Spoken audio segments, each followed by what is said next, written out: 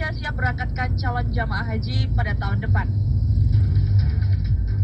Pengusaha cemas dengan mutasi COVID-19 Omikron.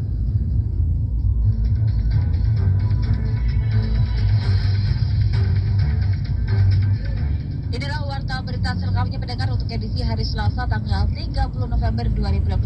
Saya Nila Kusumadan dan saya Angelika Manda.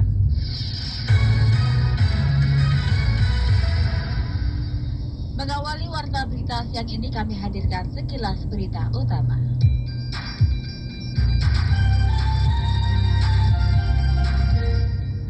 Pemukiman warga di Desa Golan Tepus, Kudus, Jawa Tengah terendam banjir imbas jebolnya tanggul. Banjir juga merendam pemukiman di Desa Mejobo dan Desa Temulus karena tingginya intensitas hujan.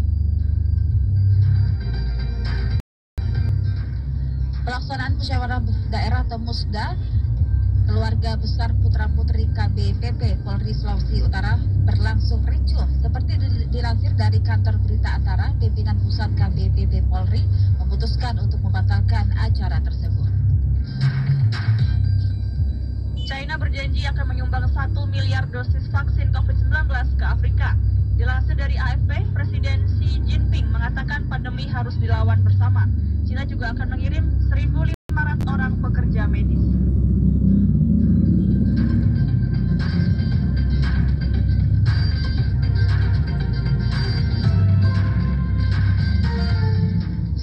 Bintang asal Argentina, Lionel Messi pendengar menjadi pemain sepak bola terbaik di dunia dengan menyabet penghargaan Ballon d'Or 2021. Bagi Messi, ini adalah penghargaan ke-7 kalinya.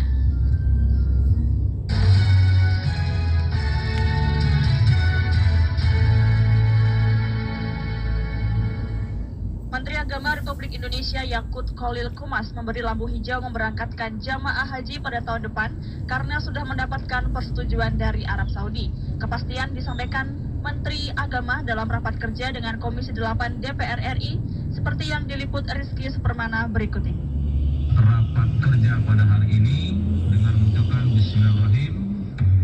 Komisi 8 DPR hari ini kembali melakukan rapat kerja dengan Menteri Agama Yakut Khalil Qumas membahas perkembangan diplomasi dan persiapan pelaksanaan ibadah haji tahun 2022.